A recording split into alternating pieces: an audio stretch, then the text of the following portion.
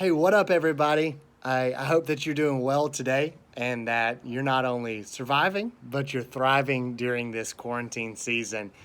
And as for me, honestly, it's not that bad. I'm sitting out here, not on the front porch today, but on the back porch. And I'm sitting here taking some time to reflect. And what I want to do is pick up the conversation where we left off last. And if you haven't seen that last post, I'll give you a 30-second summary of what happened.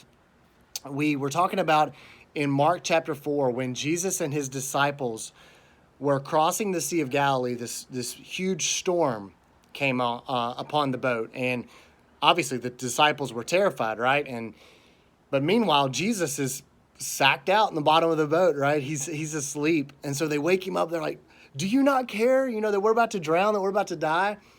And in this beautiful moment, Jesus speaks, and the whole entire ocean and the wind and the waves obey his command. And we see the disciples are just astonished. They're like, who is this man? And the truth of the matter is, it's not just a man. It's God in human form that's among them, that created the wind and the waves. And so if you haven't seen that, go check it out. But for now, what I want to do is pick up in a honestly a very similar setting. In the same book of the Bible, the book of Mark, only 2 chapters later, we find the disciples in a boat on the Sea of Galilee again. But this time, things are a little bit different. This time, Jesus is not with them. He's actually on land. And so what I want to do is read the story in Mark chapter 6, verse 45, and then we'll discuss a couple things about that story. So let's read. Immediately after this, Jesus insisted that his disciples get back into the boat and head across the lake to Bethsaida while he sent the people home. After telling everyone goodbye, he went up into the hills by himself to pray. Late that night, the disciples were in their boat in the middle of the lake, and Jesus was alone on land. He saw that they were in serious trouble, rowing hard and struggling against the wind and the waves. About 3 o'clock in the morning, Jesus came toward them, walking on the water. He intended to go past them, but when they saw him walking on the water, they cried out in terror, thinking he was a ghost. They were all terrified when they saw him. So, before we finish, there's a couple things I want to talk about there. The first thing is that Jesus prioritized time alone in order to pray. If you remember from a couple months back, we actually talked about this in our regular meetings, in that this was a rhythm that Jesus had, that he would perform miracles and then he would go be alone. He would send his disciples on and he would go to take time to pray. And in that prayer, he would thank God for what happened. Thank God thank the Father for using Jesus, the person of Jesus, the human of Jesus, to accomplish his will. But then he would also refocus and renew his mind and ask for the Father to reveal what Jesus' next steps were. Wow, got a fly flying right in my face. So that was the rhythm that Jesus had, and we see it here again. And I want to encourage you, hey, during this season, literally, there is no better time than now to be alone, right?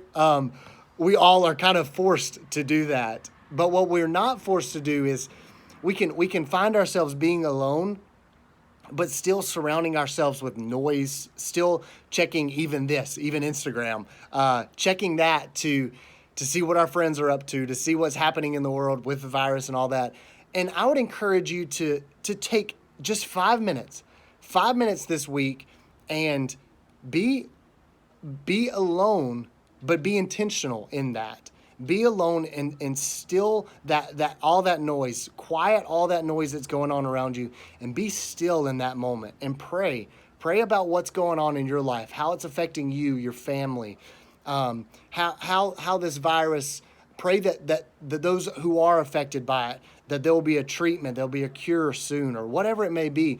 Just take this time. Don't just sit idly by and be like, can't wait till life is normal again. You know, the fact is we've been given a great opportunity, so let's take advantage of it and let's do what Jesus did. Let's get beside ourselves, get by ourselves, I should say. And let's pray. The second thing that we notice is that the disciples are in the boat and they're struggling, right? Like most of us in our daily lives, it's a struggle. It's not all glorious. So they're rowing hard against the wind and the waves, but Jesus comes. He comes, and he there's something interesting that happens. It says that he saw them. So that's that. Let's take comfort in that. He saw them even when he wasn't with them, even when it didn't seem like Jesus was in the boat with the disciples. He was. The God that we serve, he's overall, he's in control overall. Nothing surprises him. The storms of life that we find ourselves in are not new or a surprise to him. He's in control of it all. Did he cause all of it? No, not at all. But is he in control, and does he see us in the midst of it? Absolutely, you bet. So he sees us in the middle of that, and he comes by. He comes by, and he does something interesting. It says that he intended to go past them. And when I read that, I'm like, why would he just walk past them? Why would Jesus, if he knew that they were terrified, why would he just walk past them? And I think, I can't know for certain, but if I was to formulate some sort of reason for why it included the words, he intended to go past them, why it would say that, I think it was because, again, just 2 chapters earlier, just a few months maybe earlier, Jesus was in the boat with the disciples. He was in the boat when the storms came up, when they started raging. He was in the boat with them, and he spoke, and it all went silent. And so I think Jesus was just kind of wanting to walk by them and to be like, hey guys, remember, I've still got control over this, right? Remember a couple months ago when we were in the same situation, I spoke and the wind and the waves were calm. But much like ourselves, the disciples' reaction was not rational, right? It's hard for us, even on our best days, to recall God's faithfulness in our lives, to remember how powerful, how wonderful he is. Even on our best days, it's hard. Much less in the middle of crisis, we get blurry, we get cloudy, our judgment is not sharp. And so we see this moment where Jesus is like, hey, remember? And the disciples are like, I don't even know who you are. You're a ghost, And so he's like, okay, they're not getting it. They're not understanding that I'm the same person that was in the boat with them a couple months ago. So instead of just leaving them where they're at, I'm now going to take another step forward. I'm going to do 2 things. I'm going to speak, and the wind and the waves I'm going to speak, and I'm going to say, take courage. Don't be afraid, because I'm here. Don't be afraid. Take courage. I am here.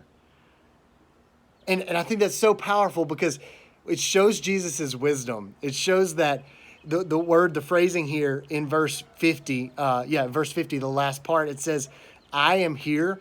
But if you look at some other versions, it says that the I am is here. The I am is God's eternal name. So Jesus, I think, is just showing us his wisdom here. He's saying, hey, look, it's me. I am here. But also, I am is here. I am the God, the creator of the entire universe, the same one that created these wind and the waves. He is here, and I can speak and all this be quiet. And that's what happens in verse 51. Jesus, he speaks to the disciples, he speaks confidence, and he speaks courage into their hearts. But then he steps into the boat. Verse 51, then Jesus, climbed into the boat, and the wind stopped. He spoke his word, and his word does not come back void. But then he also got into the boat with the disciples, and he made himself real. He made himself known. He wasn't just a ghost, a figure on the ocean anymore. They could reach out and they could touch him. And they could feel his presence beside them. And I think that's important for us to remember today, especially in the midst of of this season, of this storm, that the God that we serve, that Jesus, through the power of his Spirit, is not just some mystical figure out far a distance, that we can occasionally sometimes see, but it's also a little scary. But that he comes and he meets us and he steps into the boat that we're in. He steps right into that and provides us with peace. He calms the storm. The wind and the waves stop. And man, I want that to encourage you today. Hey, if you haven't felt that in a while, man, in your prayer time, like we talked about earlier, just ask for Jesus. Just ask for his presence to be known and made real again today. If you haven't felt that, there's no guilt in that. Just be honest and say, Lord, I need to feel that again. I need to feel that peace, that your presence. I need to know that you're with me, that you're in the boat with me here today. So I hope that encourages you. We're going to pick up in the last part of, or not even the last part, in the next part of this story in a couple days. I'm going to give you another recap and draw some more parallels for really a beautiful moment that we see. And so I hope you'll join us with that. But in the meantime, don't forget, tonight at 7 p.m., we're going on a Zoom meeting with our whole group. So volunteers and students, we're going to be meeting Zoom at 7 p.m. So tune in, check your text, check your email. I sent it to both of those, and also check this story for more details on how to join. But we'll talk to you guys again soon. I love you. I miss you. And we'll see you in a little while.